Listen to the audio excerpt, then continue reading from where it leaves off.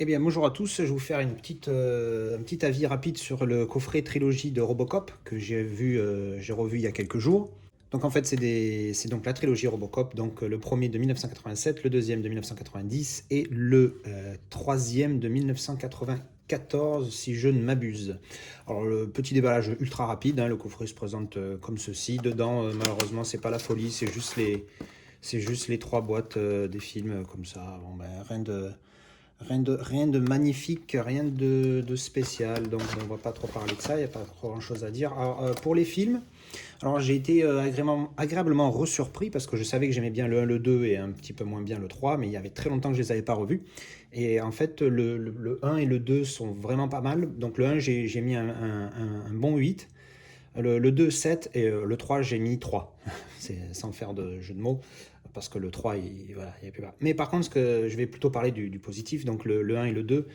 Surtout le 1 qui représente bien cette idée un petit peu extravagante du futur qui se faisait dans les années 80, d'un futur en gros à l'américaine, très marketisé avec de la pub partout et une violence extrême dans les rues. Enfin bref, c'est tout beau à la télé, mais dans la rue, c'est la merde. Euh, donc j'ai trouvé ça pas mal. Il y a une vraie histoire, il y a une vraie histoire, il y a une vraie idée, pardon, derrière, et je trouve ça vraiment pas mal pour le coup. Donc il est assez noir comme film, hein, parce qu'au début on se pense oui, c'est pas un film de robot policier qui casse des méchants.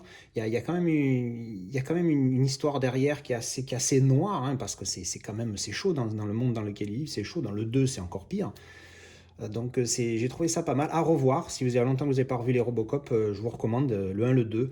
Alors le coffret trilogie, je l'ai trouvé à 10 euros sur Amazon, donc il est vraiment pas cher pour le coup. Alors le 3, ça fait voilà, c'est vraiment c'est pas top. Voilà, le 3 c'est un 3, je le garde parce que c'est la trilogie, mais le 3 c'est vraiment la série B que tu vois à la télé un samedi ou un mercredi après-midi quand c'est férié et que t'as pas le droit de sortir.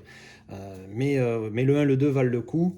Donc voilà, 10 euros les 3, c'était pas mal. Et oui, donc voilà. Au niveau qualité, du Blu-ray, c'est en Blu-ray, hein, c'est pas 4K au cas où je ne l'ai pas signifié déjà, c'est du Blu-ray, c'est pas du 4K.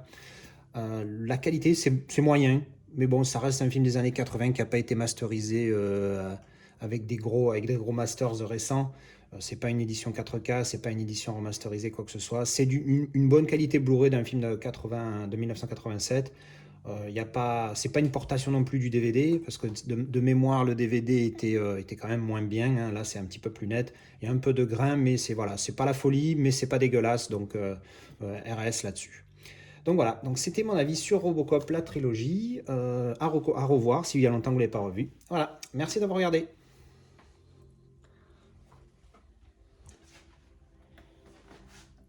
Et cette fois, on a Lilou qui fait la folle. Elle dort pas. C'est pour ça que ça a vibré. C'est ce que je filmais sur l'arbre à chat. Et donc c'est elle qui gigotait.